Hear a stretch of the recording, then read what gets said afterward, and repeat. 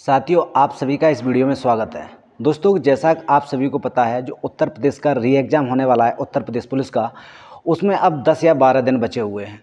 10-12 दिन परीक्षा की दृष्टि से बहुत महत्वपूर्ण होते हैं। इन दिनों की तैयारी के बारे में हम आपको इस वीडियो में बताएंगे। दोस्तों, किस तरीके से आप अपनी जो तैयारी है उस तैयारी को एक उच्च लेवल पर ले जा सकते हैं, यानी फाइनल टच दे सकते हैं।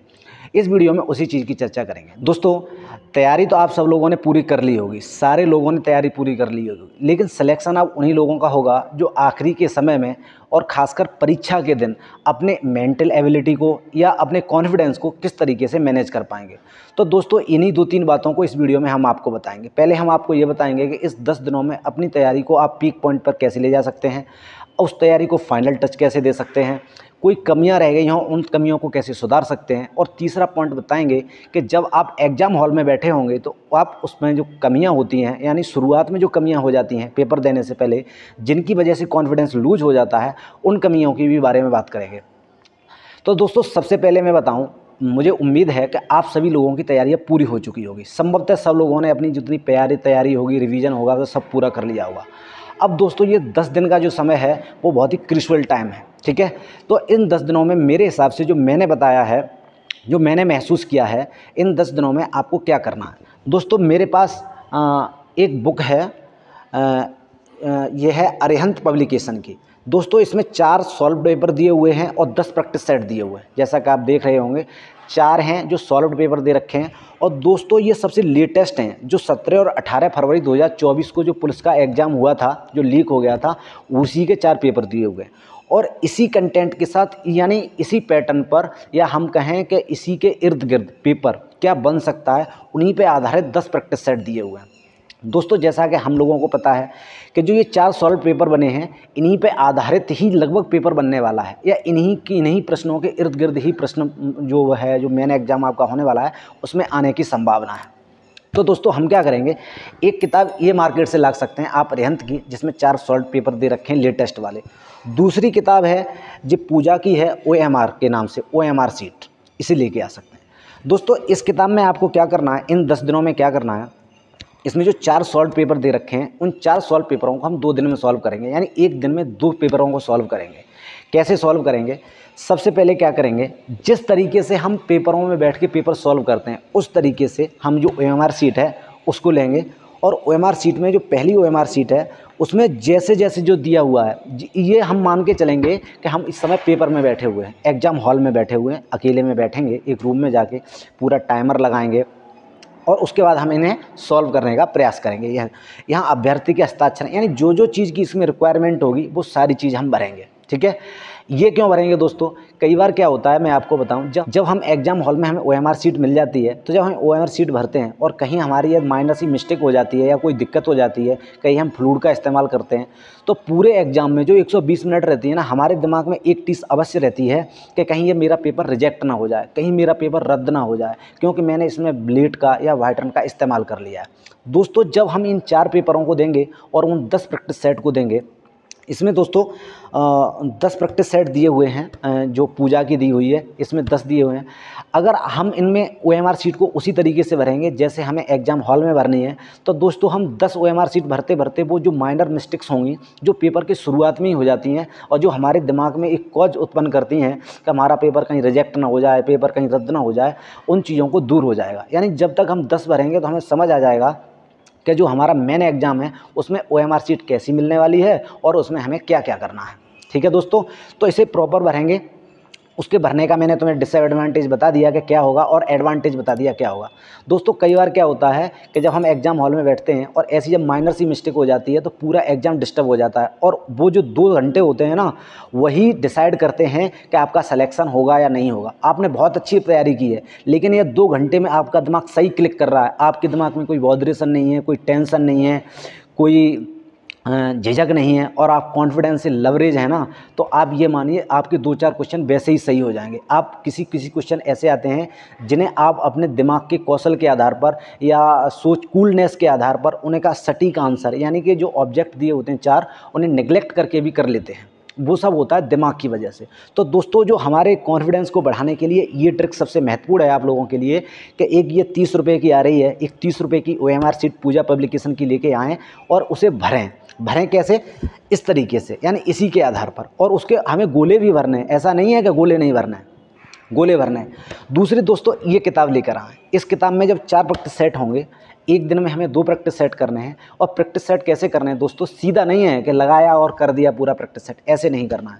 प्रैक्टिस सेट हम उसी वे में करना है जिस वे में हम एग्जाम में देंगे। लेकिन इसमें कैसे करेंगे, इसमें हम जैसे सबसे पहले सेक्शन उठाएंगे मैथ का, ठीक है। मैथ के जितने भी सवाल होंगे हम मैथ के सारे सवालों को सॉल्व करेंगे और OMR शीट में जो क्वेश्चन नंबर पर वो होगा उसे ही कलर करेंगे, ऐसा नहीं करेंगे और कहीं करेंगे। जो OMR शीट में जैसे क्वेश्चन नंबर 45 मैथ का है या 45 से शुरू हो रहे हैं मैथ के क्वेश्चन, तो हम 45 से ही OMR शीट भरना शुरू करेंगे। उससे क्या होगा दोस्तों, हमारी एक एकाग्रता बनेगी। कई बार पेपर में क्या होता है कि हम क्वेश्चन छोड़ के करते हैं और हमें जो सर्किल भरने होते हैं वो भी छोड़ के भरने रहते हैं। तो हम इसमें हमारा अभ्यास हो जाएगा कि 45 का ये भरना है या 50वां भरना है, बीच में 2 क्वेश्चन छोड़ने हैं, तो हमारा इनका भी अभ्यास हो जाएगा। दोस्तों जब हम मैथ के क्वेश्चन करेंगे ना, तो मैथ के क्वेश्चन करते समय ऐसा होगा कि हम ज़्यादातर क्वेश्चन सॉल्व कर लेंगे, कुछ क्वेश्चन हमारे गलत भी होंगे। फिर हम उन गलत क्वेश्चनों का मूल्यांकन करेंगे।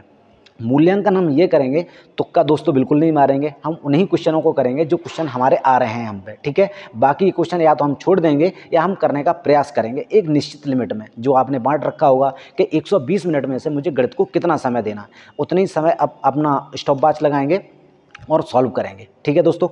तो जब मैथ के क्वेश्चन करेंगे, इन मैथ को क्वेश्चंस करने से आपको क्या मिलेगा, इससे आपको ये पता चल जाएगा कि कौन सा चैप्टर अभी तक आपने पढ़ा नहीं है, या कौन सा चैप्टर अभी तक आपका कमज़ोर है, या वो क्वेश्चन तो आपने पढ़ा हुआ है लेकिन आप उसका फॉर्मूला भूल गए, या आप कहाँ पे कन्फ्यूजन हैं।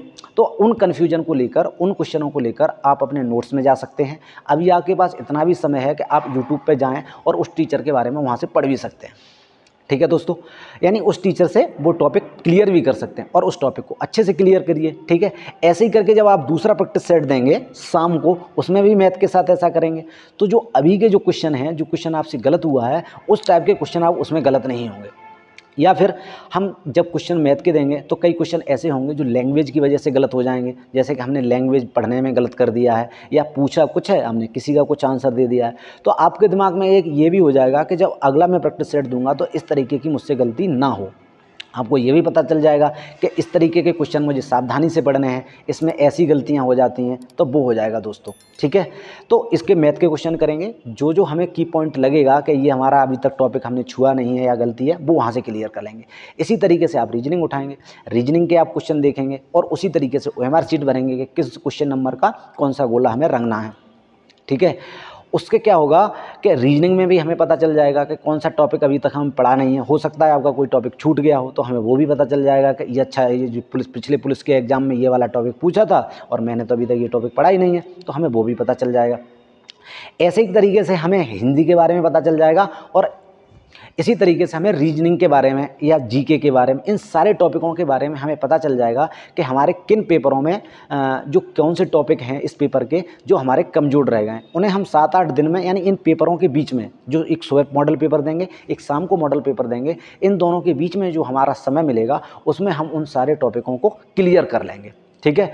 ऐसे ही हम शाम को पेपर देंगे और वो इसी तरीके से देना है। तो दोस्तों इससे क्या होगा कि आपका जो ये है ना OMR वाला सेक्शन, ये OMR वाला सेक्शन और मतलब OMR भरने में जो गलतियां होंगी वो आपकी क्लियर हो जाएंगी। साथ ही साथ आपको ये पता चल जाएगा कि ऐसा कौन सा टॉपिक है जो आपका छूट रहा है या जो अभी तक आपने नहीं किया है, ठीक है दोस्तों। इसी तरीके से जीके के बारे में आपको पता चल जाएगा कि कौन सा जो स्टैटिक्स का कोई स्टैटिक जीके का या कोई पोर्शन है वो आपसे छूट रहा है, कोई खेल छूट रहे हैं, कोई ट्रॉफियाँ छूट रही हैं या कुछ खिलाड़ियों के नाम छूट रहे हैं, वो आपको पता चल जाएगा। आपको कुछ जैसे फेस्टिवल हैं वो पता चल जाएगा। आपको ये भी पता चल जाएगा करंट अफेयर्स के क्वेश्चन किस तरीके के पूछे गए हैं, क्या हिस्टोरिकल इवेंट ज़्यादा पूछी गई हैं या और भी कोई जो विदेश यात्रा हैं वो पूछे गए हैं, या किस प्रधानमंत्री ने किस देश की यात्रा की गई है, ऐसे क्वेश्चन पूछे गए हैं।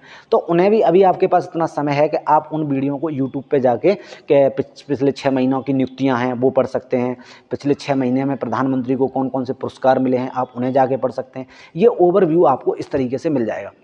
दोस्तों 4 प्रैक्टिस सेट हैं, लेटेस्ट हैं और इन्हीं के इर्द गिर्द पेपर रहेगा हमारा। ठीक है। तो हमें इधर उधर भटकने की ज़रूरत नहीं है, हमें ये 4 प्रैक्टिस सेट हैं, इन 4 प्रैक्टिस सेटों को अच्छे से करना है। वहाँ से हमें 3-4 चीज़ें जो मैंने आपको मोटी-मोटी बताई वो पता चल जाएंगी कि हमारी गलतियाँ कहाँ हो रही हैं, ठीक है। अब हम बात क्या करेंगे इन 10 प्रैक्टिस सेट की।